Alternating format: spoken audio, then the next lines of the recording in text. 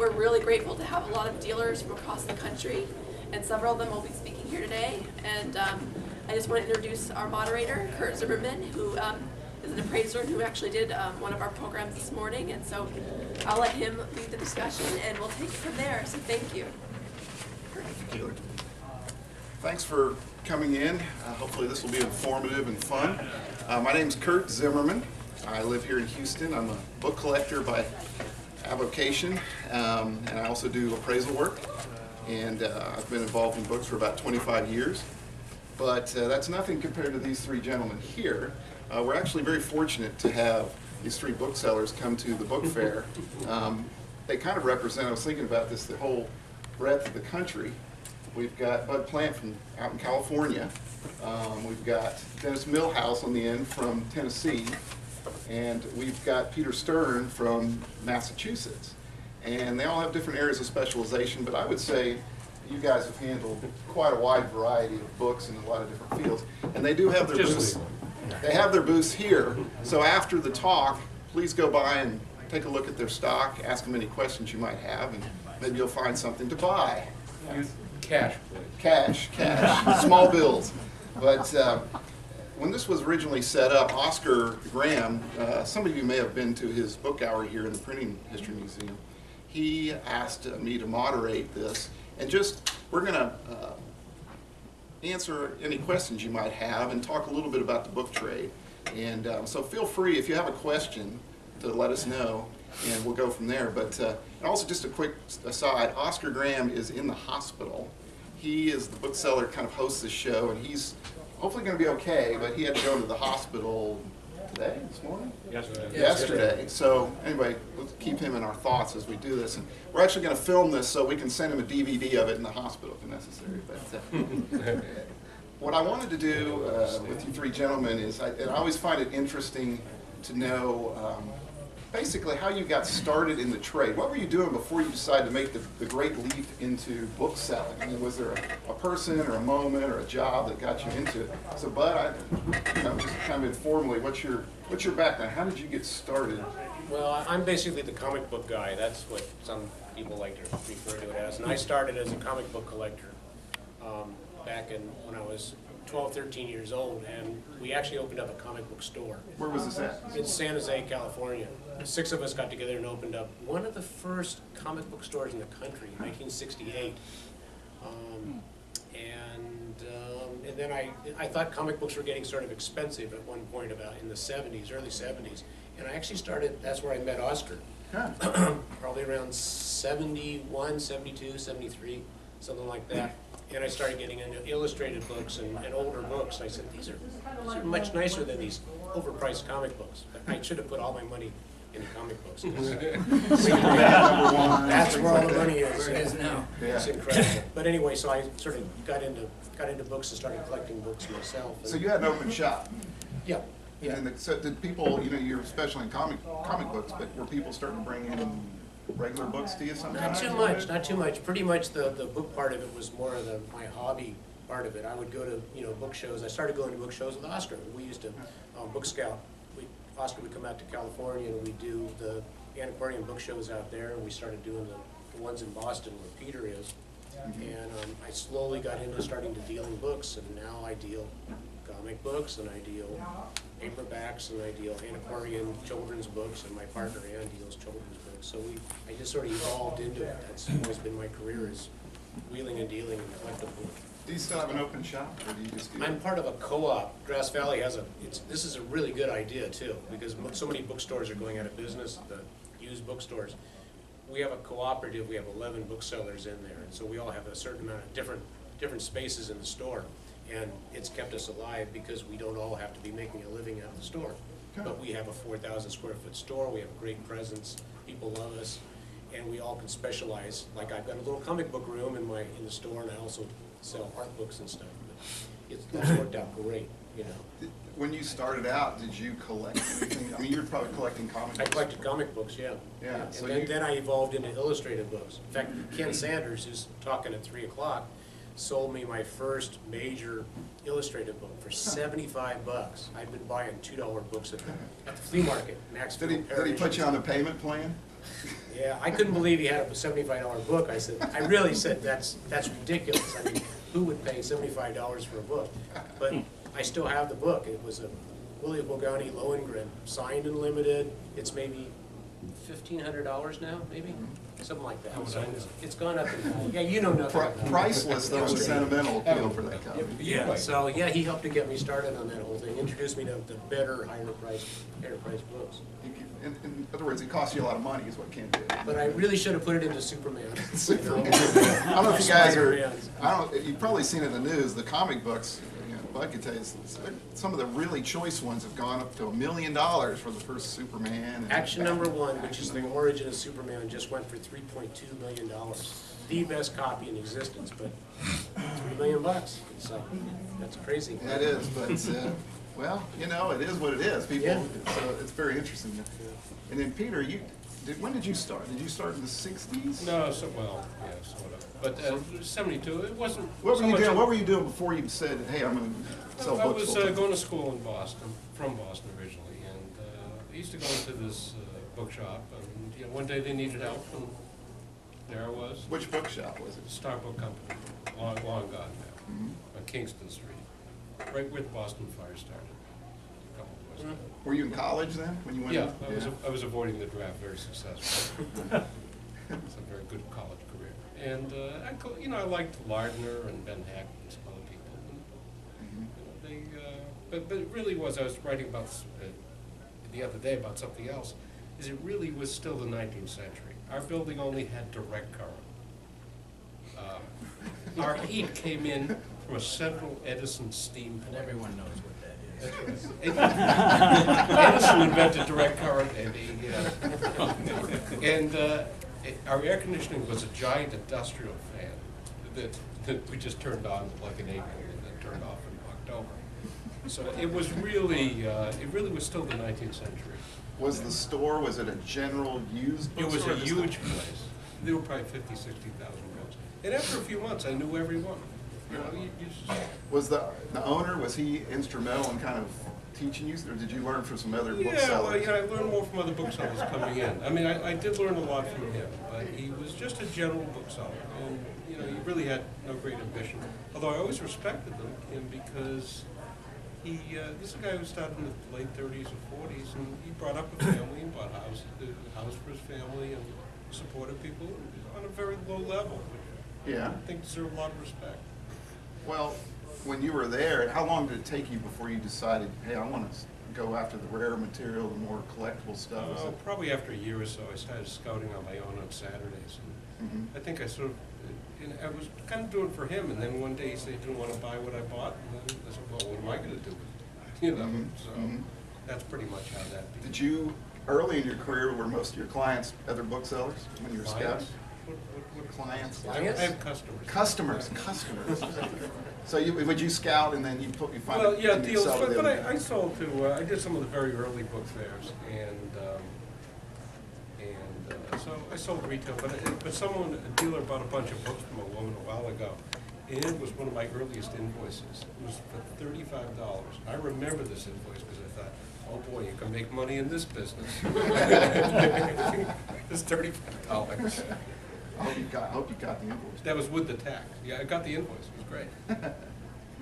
Well, Dennis, did you follow the similar pattern? Did you start working in a bookstore early on, or what got you into the books? I was a corporate executive in Chicago, actually.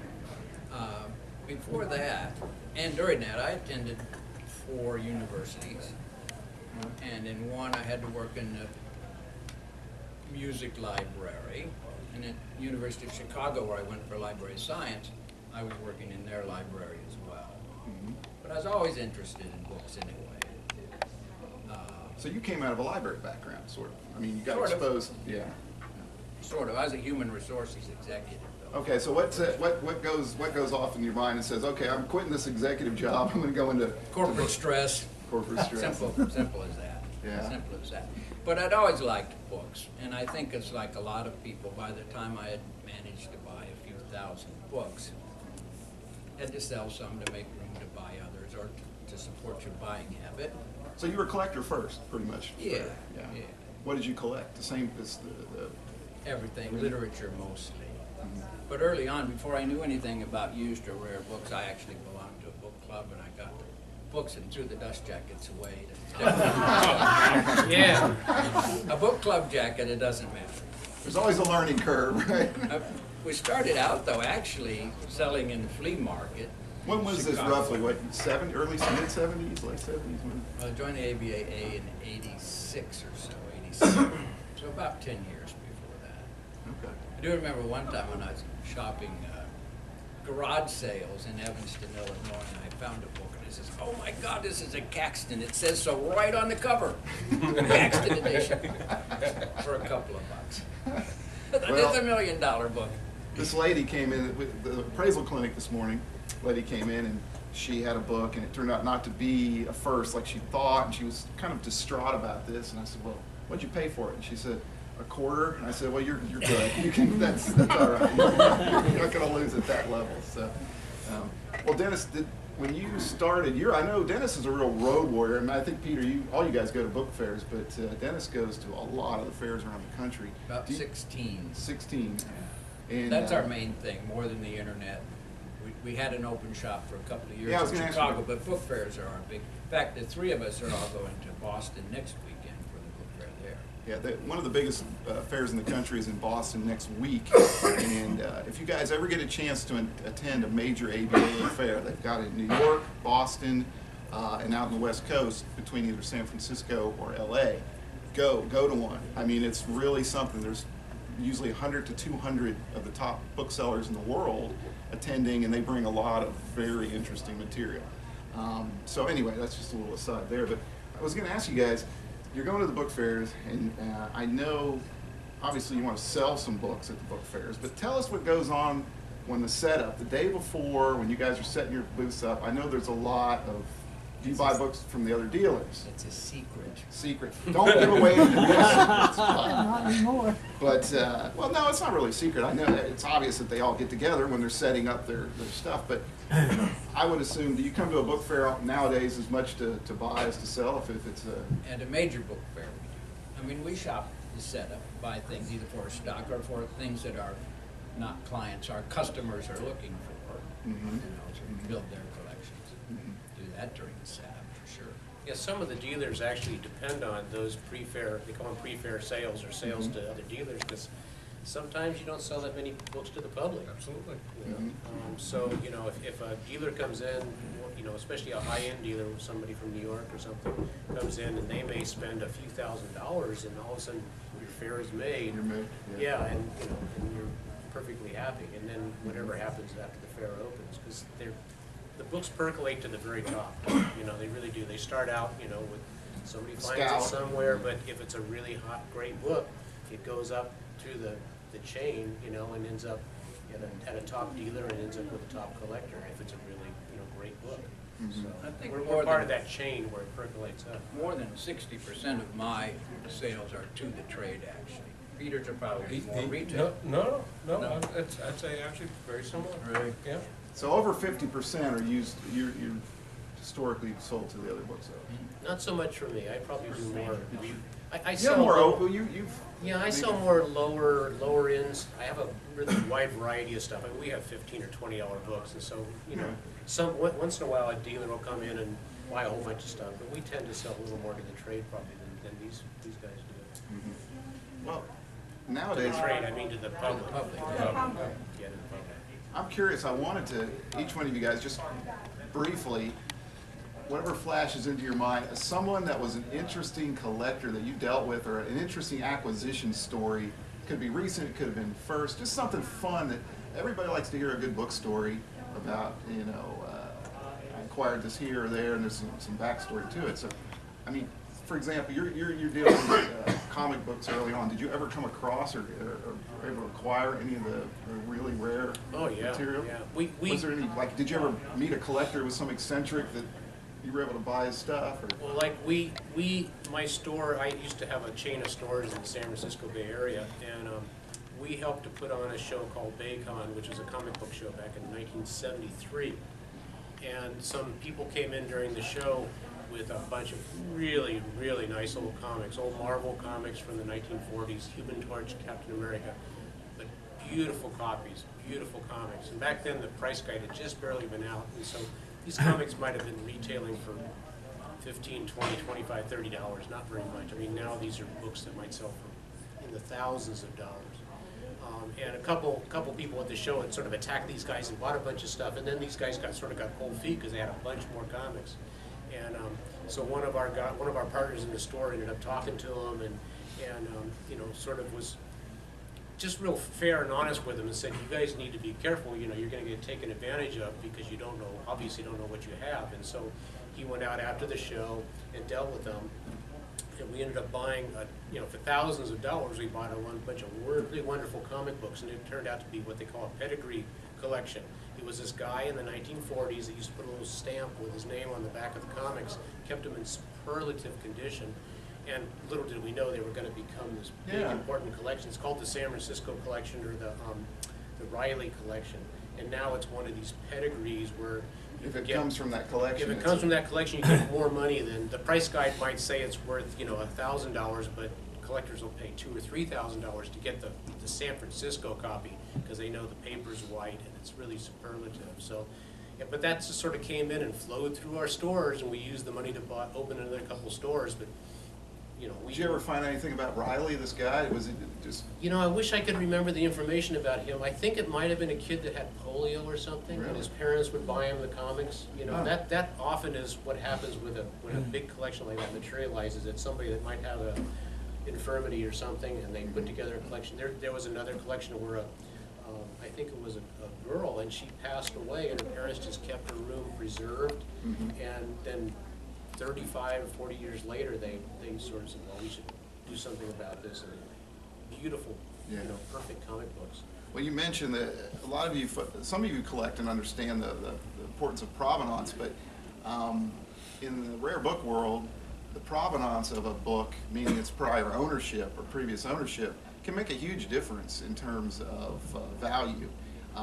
Just like Bo was talking about, people know this collection that surfaced many years ago, that they were all in pristine shape. So to own a copy from that collection, serious collectors are willing to pay more for it. And there's pedigrees in the traditional books too. If it comes from, there was a famous Americana collector, Thomas Streeter. His collection was auctioned in the 60s. If you have a book from his library, that adds a little extra to it. And you know, I was thinking about this, Peter. I know Peter's handled a lot of very, very good mystery material. Were there any collectors that come to mind that, you know, from early on, that when you started, that you ran into that were headed? Well, I think the best collector I ever knew was this fellow named Marvin Epstein, who was a brilliant guy, mathematician. He worked for Bell Labs in New Jersey, you know, which was a great institution at the time.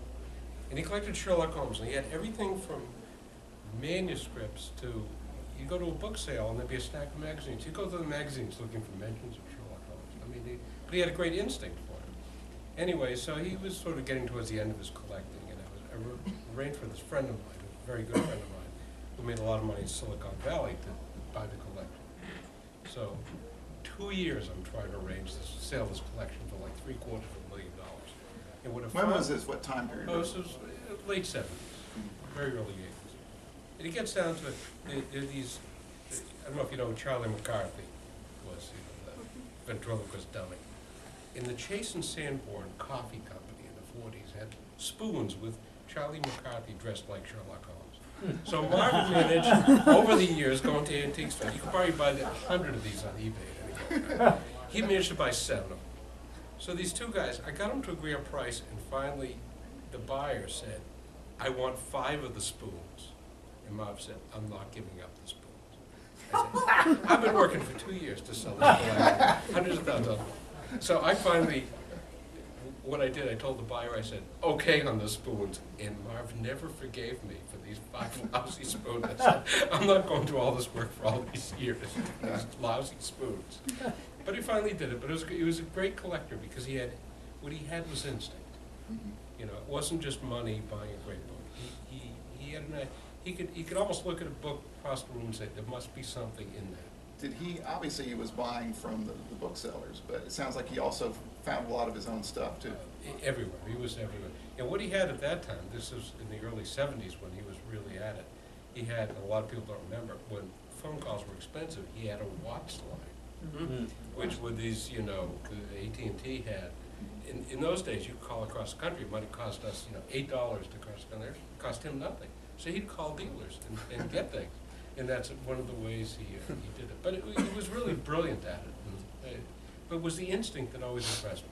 His collection then was kept together, and wasn't it? Yeah. Is it still in private hands? Oh, yeah. And added to? Yeah, well, I've done my best to add. You've done your best? Yeah, no, but he really, he passed on to someone who really is a great collector. Is that the guy in San Francisco? Yeah, he really is a good collector, got a lot of very interesting stuff. Mm-hmm.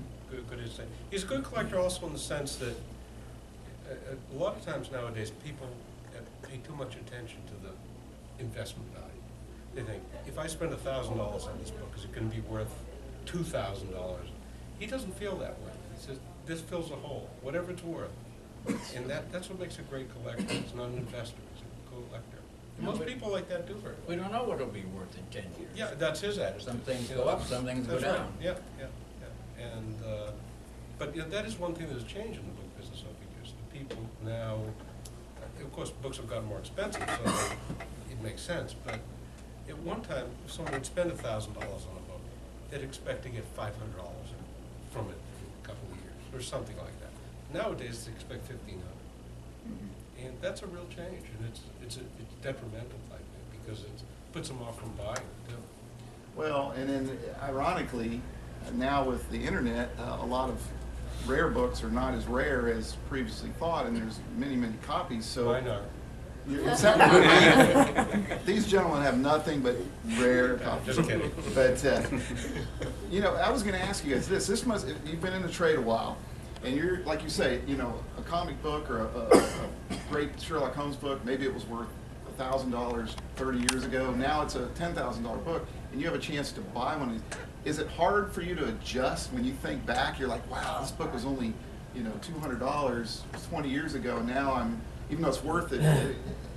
Does it kind of make you hesitate a little bit? Does your length in the trade Well, it's actually? hard to adjust in a number of ways because some things are completely unsaleable now. A book that maybe you could get $10,000 for, I mean, you still get something for it, it's not worthless, but there really aren't the people that appreciate the ones do.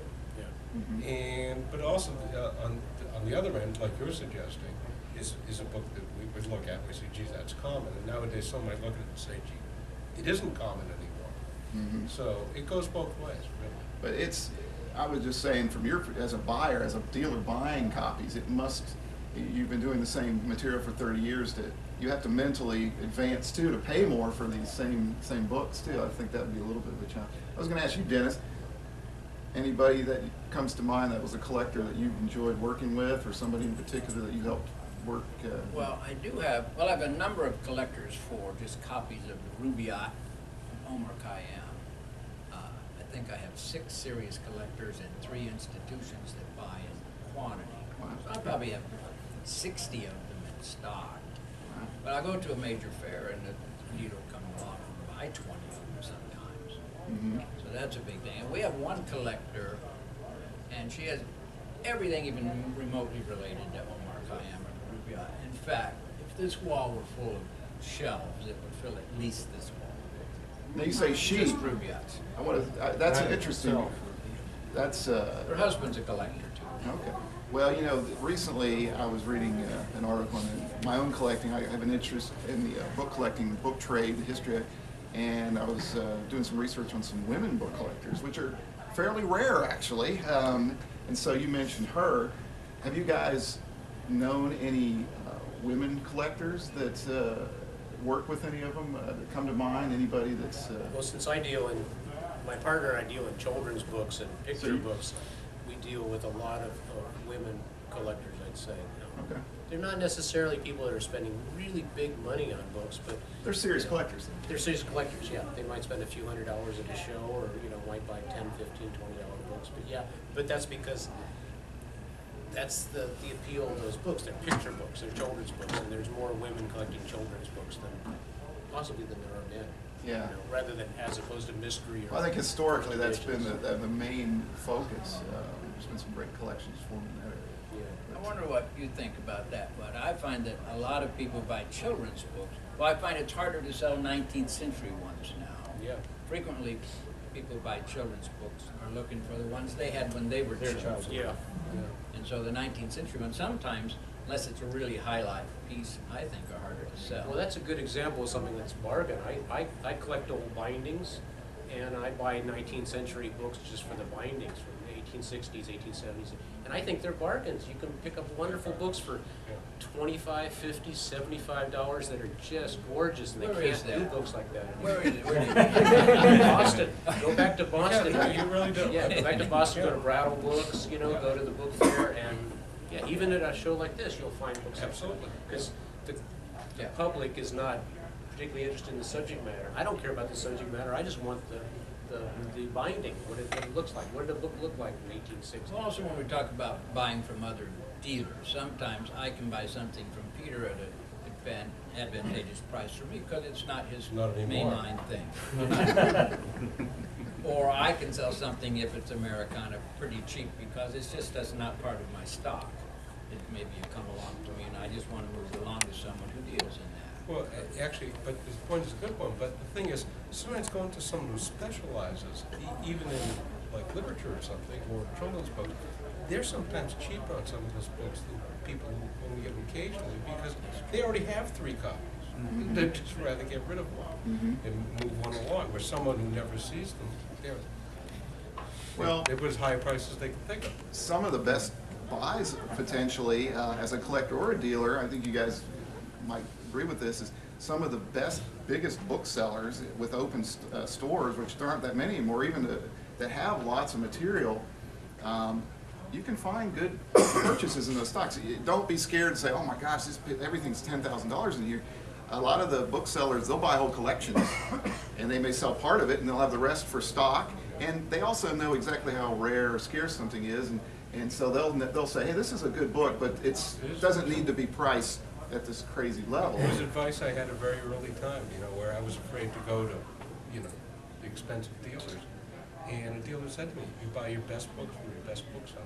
Yeah. And I took that to heart immediately and went to see them, and I never turned back. I mean, it was great. It was absolutely right. First place I went to bought great books. When Oscar and I were book scouting in California, we'd go out and scout around the stores. This is maybe 15, 20 years ago. And we always go to Heritage Bookshop in Los Angeles. Now, they're the top end of the bookstores. They have the really expensive stuff. But if you prowled around through all their stock, and I'd be upstairs on my hands and knees going through some bottom shelf that somebody hadn't looked at, and I'd find stuff in my area that wasn't really their specialty. Something illustrated, Norman Lindsay or W. Russell Flint or one of these illustrators, and they'd have it priced, but they'd have it. They'd have a book that would be uncommon, under normal circumstances. And they'd price it reasonably because it wasn't, Also, in their case, they didn't value beautiful condition over an ordinary copy so much. Sometimes you could buy a beautiful copy, because their clientele didn't really care. So you could buy the beautiful copy for barely more than an ordinary one. Well, and then would Peter Howard at Serendipity Books, his shop kind of fall in that category if you dug around, or was he?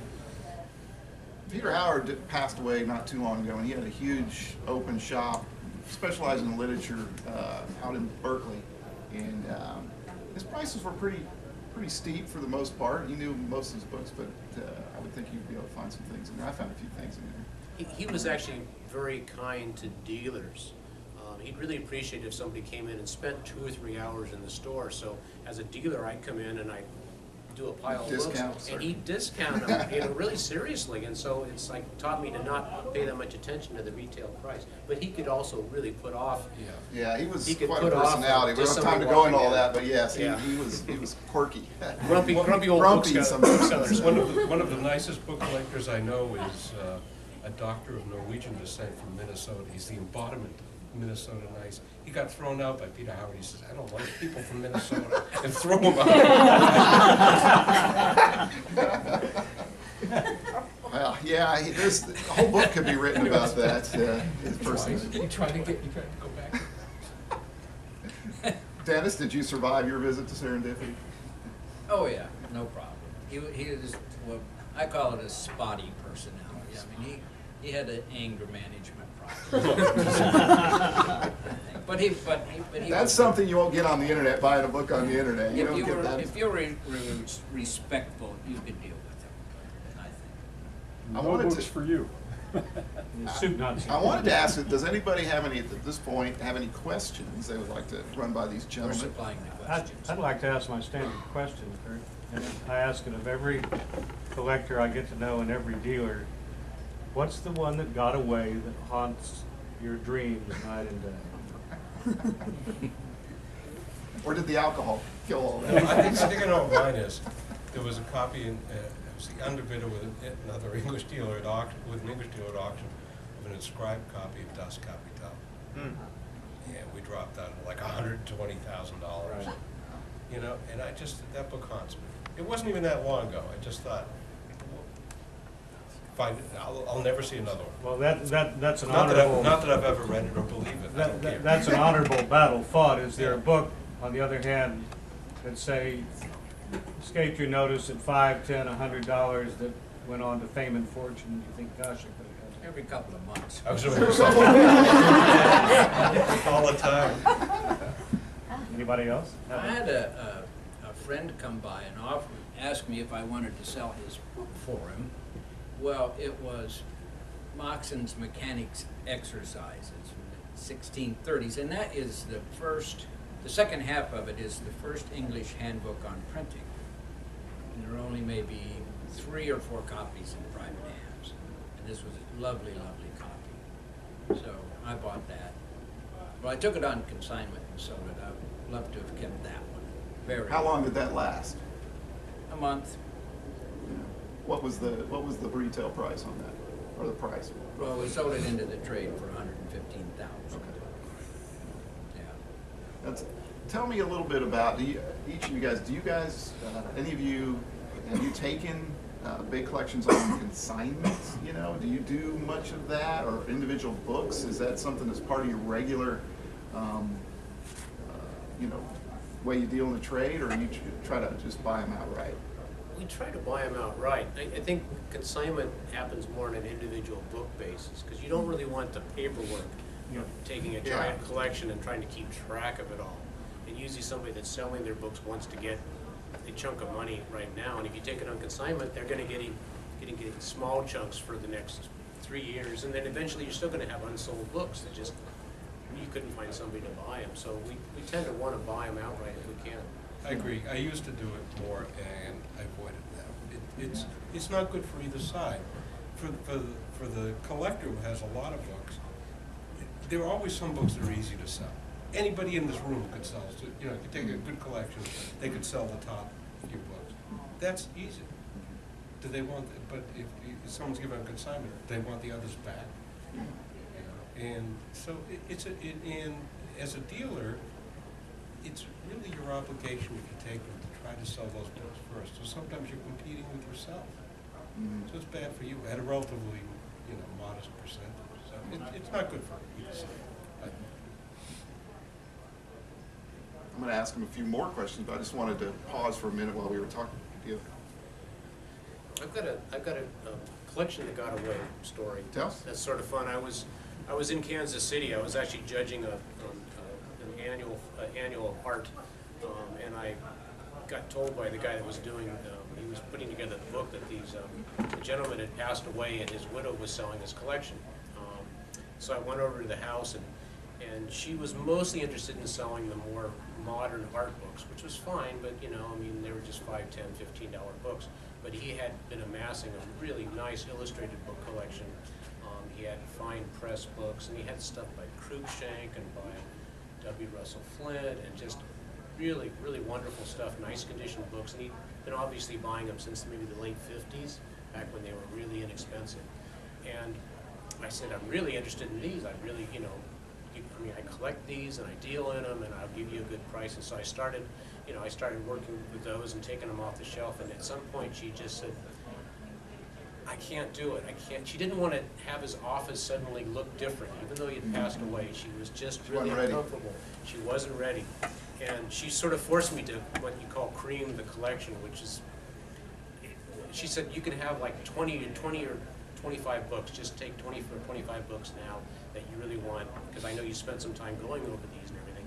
And then I'll call you when I'm ready to sell the rest. And we put little notes on the shelves of the books I was interested in. She passes away. She turned out she had cancer, but she hadn't told anybody. And she had sort of an obnoxious nephew that had come in, and I remember he was drinking a beer, and then he dropped his empty bottle of beer into the nice, clean, immaculate wastebasket in this guy's office, and I just instantly didn't like him very much. And so she had said, "Oh, we'll call you and everything." So she passes away. I never got the call.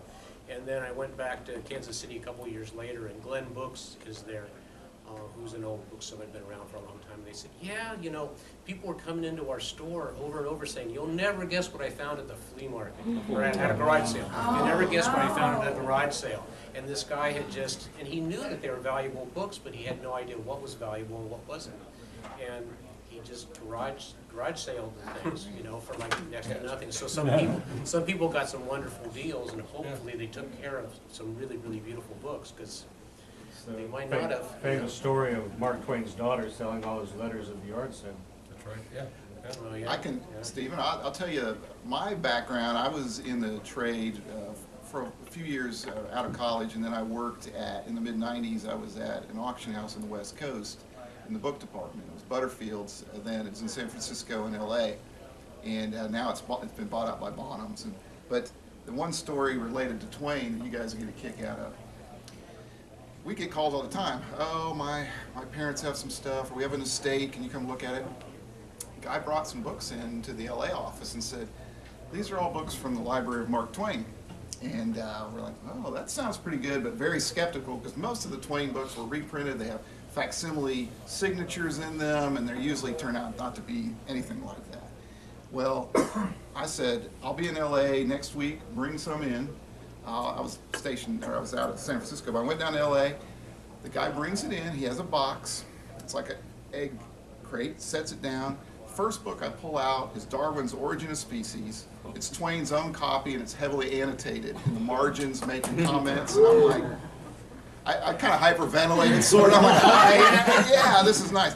And went through them, and there were about 10 other books in there and that were similar. And I said, first question, of course, is where did these come from? And it turns out Twain had 3 daughters. Only one survived him, Clara Clemens. And in the 50s, she had basically an estate. So she was still alive, but she was moving. And so she had remarried, second or third husband.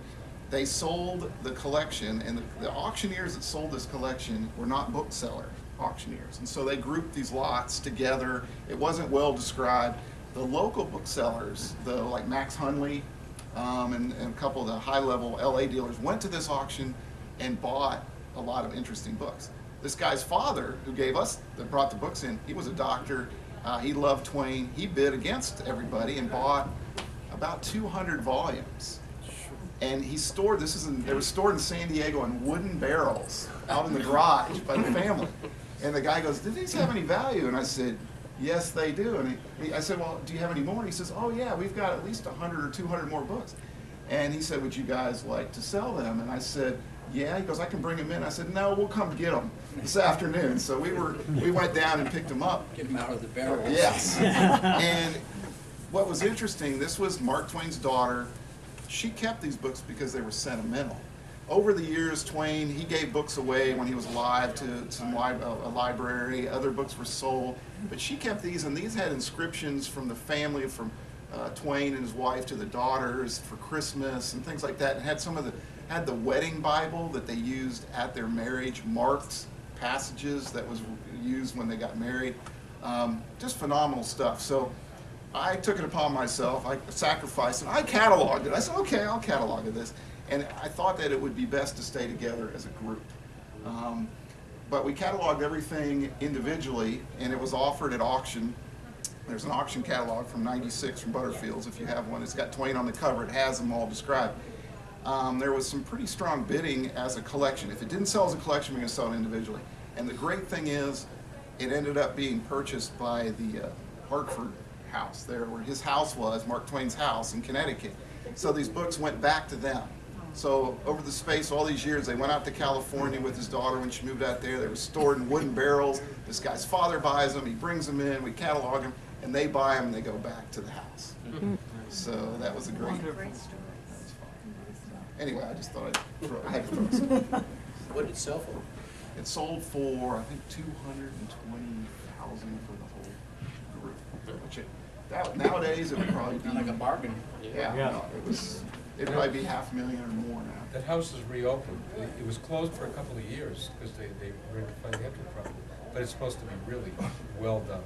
It's refurbished. I haven't been there. I want Yeah, to I go was there there. a long time ago, like 30 It's years the ago. only complete Tiffany house left in the U.S. Yeah, it's a beautiful place.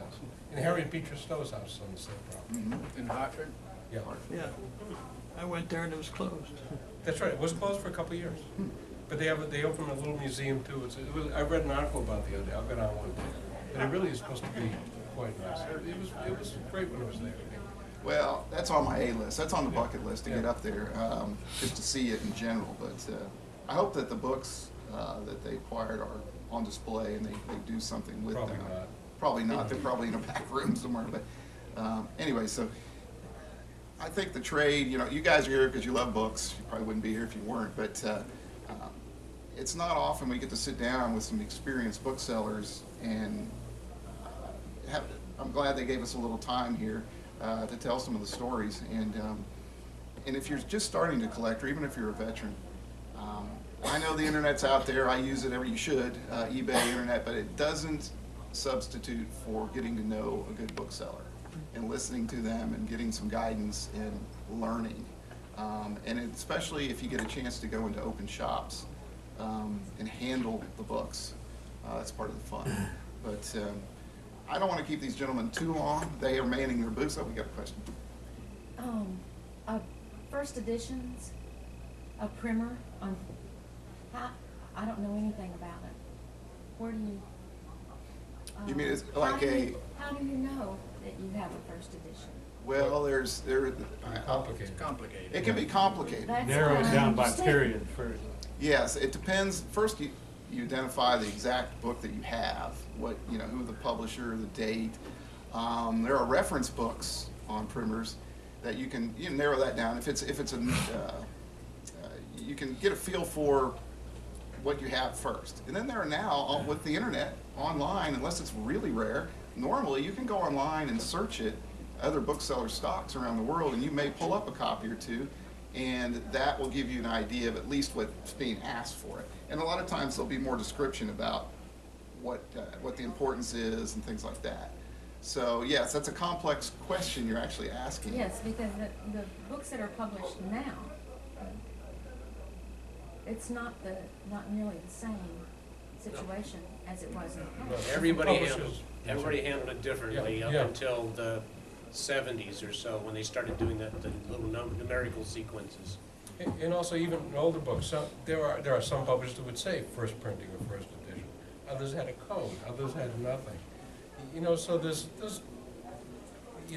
we have thousands of reference books that we have to use. This is a good example of where, one, there are reference books out there that you would want to purchase if you get serious, because you want to know at least the basics on how to identify.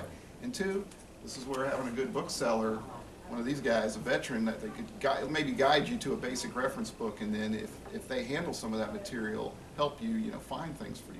That's how I would start. And also new book, the books that are published now, and I'll give you an example. I mean, I'm not a collector. I would love to be, and first editions are kind of fascinating to me. I'll give you an example of a book, a recent book, 1990s, Coal Mountain, and it says first edition up at the top of the page. And about 2 years after it came out, I had some comment someplace in some news magazine or something, and it said, and by the way, first edition of Coal Mountain is now $325. Well, I'll tell you right That's there. 2 years. Now, what Yes. is going I would on think with so. something like that? That's some of these books. That book, for example, I'm sure it was printed in a print run of 5,000-10,000 Lots of copies. Lots of them. It's readily obtainable. But there are periods where a movie will come out, and the book will become popular, and the price will go up. You know, probably more than it's actually worth, and then it'll go back down. So, if you're collecting, that's current literature, books like that. Rule of thumb, don't pay any real money for them at all, because unless it's something really, really special. I'll give you an example. A couple of you guys heard this. The appraisal clinic this morning, I did the appraisal clinic and people were bringing things in. And guy, maybe he's in the audience, he brought in Harry Potter's Philosopher's Stone, the first printing, first Harry Potter book. It's published in London. I think it was done in 500 copies only, and it was mainly distributed to libraries. Very scarce book. The book's sold for what, $10,000-$20,000 maybe? But what stunned me was he drops the book down. I'm like, wow, that's nice. He drops the uncorrected proof signed by Rowling right next to it. This is an advanced copy, which maybe they did 50 of them, you know, some sign. This is like the upper limit of what you would have with modern contemporary books.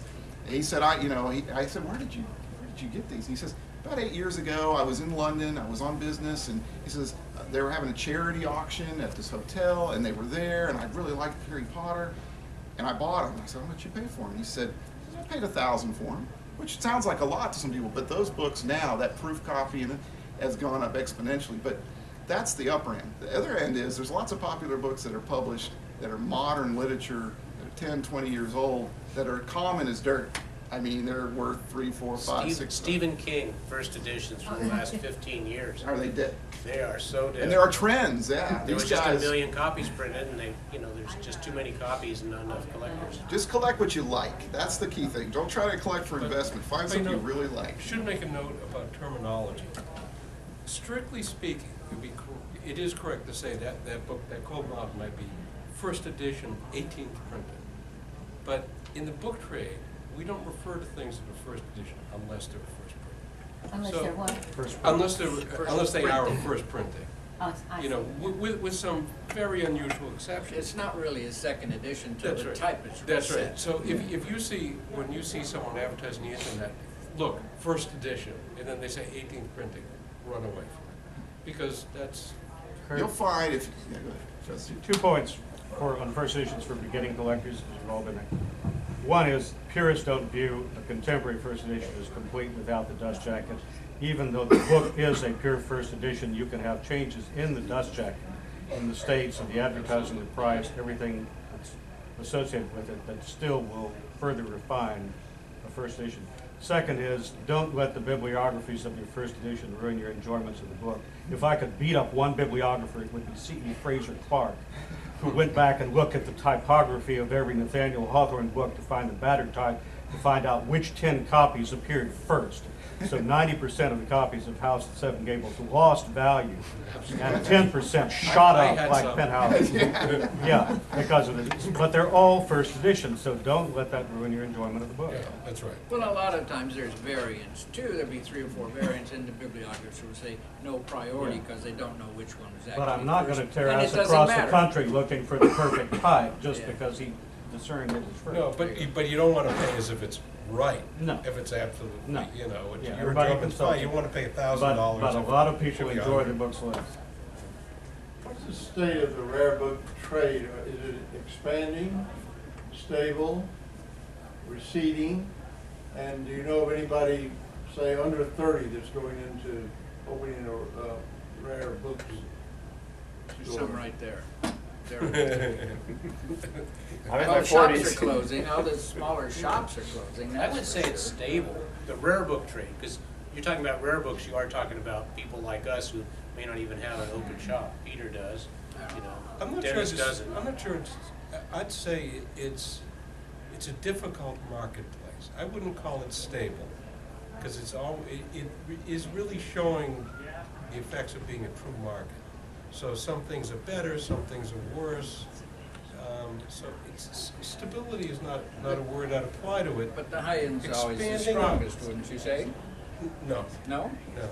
But expanding, I'm really not sure. Not expanding. You know, I would say not, you know, I would have to say. First of all, it's complex.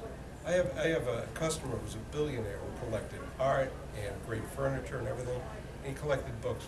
And he said the most difficult of all was collecting books. He said the language is arcane, it's difficult, there's all kinds of traps. He said, you know, this guy was collecting, he has paintings that are better than in the Menlo, the same painters. His collection's better than that. He says that's easier than collecting books. So I think it's very difficult. It's a difficult learning curve with books. Well, have you guys, just briefly, you've been in the trade pre-internet. Now, obviously, the internet's been centerpiece for many years. What adjustments did you make, kind of personally, to brief to some adjustments you had to make as that changed to stay viable, keep your business viable? Well, Did you go online quicker, you know, decide I'm going to put my stuff online, or did you kind of retrench and focus on specific quoting books to clients? Well, we went online. I think now you have to sort of be multimedia. You might have a store, and you might also be online, and you might also do shows. Yeah, for instance, that's what I do. So you've got to use all the ways to get books out there to the right people, or else you're limiting yourself. So it's been an advantage in some ways, marketing-wise. Yeah.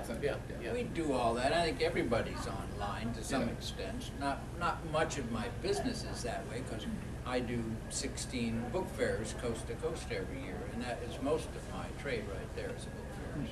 What the internet did, I think, is the lesser books that used to be our bread and butter. We used to sell a lot of $25, $50, $75 books, and those became common because you could go on the internet and you could always find copies of those. And so those are books I can't take to a show anymore. I can't sell online because there's 30 other copies, so I stopped dealing them. And those are books they're good, solid, reasonable books, but there's a lot of copies out there. And so there's just no market. Yeah, so you have basically you have a presence, a retail presence. Peter, you got a Sort of. Sort of? Yeah, sort of. I mean, it's in the ground floor office. By appointment? Yeah, by appointment or whim. Well, But did you move away from some of that lower level? Yeah, well, you have to. But you know, one of the problems with the internet, I'll point out, is it's hard to differentiate yourself. Someone could start in the business tomorrow. They could have a website that would look as good as anybody who's been in business 30 years. And somebody who doesn't know could look and say, wow, this is really great. But it could be what they're selling is total junk, but it looks great. And people aren't willing to make the commitment to research and to figure it out for themselves. So I think that's a problem with the internet, is that there aren't the long-term relationships that allow people to get comfortable working with someone, understand what they're doing. So I think that's a problem. As to whether people under 30, I think I've met one or two, but there's not a lot. Yeah, we wish there was more. There's not a lot. But well, you know, but even traditionally, many of the booksellers didn't really get rolling until they did something else first, or they got into the trade later. So that doesn't mean that not necessarily. Do you see dealers coming in that may be a little older, but they're newer dealers coming? I met a few at the ABA fair. Handful. There's a handful. Yeah. Most of us are old. Mature. Experienced. Experienced. Any other questions? I got a question for Mr. Stern. I'm curious who the copy of Das Kapital was inscribed to, and if I remembered, I'd tell you. Okay, and did it resurface on the market after auction? Well, I think, yeah, it was bought by an English dealer. And I don't know if they've sold it or not. Harrington? No. Not Harrington, okay. And so I can't answer your question. I didn't care who was inscribed to. I mean, it would make it better or worse. Well, but if it's Engels, yeah. then you have your top bid. And by the way, about that, I did see a copy inscribed to Engels many years ago, which I also passed on, and I also regretted it. Thanks for reminding me. Peter's going to be looking real depressed in his booth over there. Well, you know, well, I'll just tell a very brief anecdote. Dashiell Hammett, various novels. The one was The Glass Key. The Glass Key was first published, it was an anomaly. It was published in England. Alfred A. Knopf, the New York publisher, for a while had an English office. And they published this book in London first, and then they closed the office like an hour later. So I'd never seen a copy. This was my Black Tulip. This is the book I was wanting. So there was a sale in New York, there was a copy in New York, and a friend of mine was representing a very wealthy, I was going to buy this book, and it was representing a very wealthy London client who had never heard of the book, but he would buy it. And this guy made so much money on London property, it didn't matter. And he very nicely offered to me, he said, I always wanted to buy this book, he said, I'll let you take the bid if you want, and then you can own it. And I thought about it, that's very generous, but you know, that's not really owning it, I gotta do it. So, fortunately, there's a friend of mine who went along and I paid like $75,000 for it. You know, I don't know why. But I always wanted it, but it was the same kind of thing. I wasn't gonna let it get away. And eventually I sold it and made a few $1,000s, so it was all right. You know, It worked out I well. didn't care. But you know, but my point about it is, I would have sold it 5 minutes later. You just had wanted to to own it. I You had to own it. But you know, someone came along and 5 minutes later say, "Can I buy it for $76?" I'd say, "Sure." That, to me, as a collector, not a dealer, that's the difference between dealing and collecting. I want to own it, but I don't want to ever let it go. And my wife is not happy about that, but the possession of it, though, that's most of it. So, questions? Well, I'd like to thank you guys for your time, You liked it, but you won't. but I will. You'll get the invoice. So much for my discounts. I just want to, but no, I appreciate it. I hope everybody enjoyed this. We want to do something.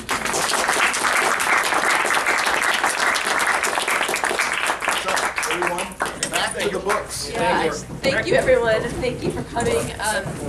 I really appreciate it. Thank you to the dealers for taking the time. This means a lot to the Printing Museum. We want to help educate the public and let you all learn more about the field of book collecting, and also help the dealers spread their knowledge. So we're really grateful for that.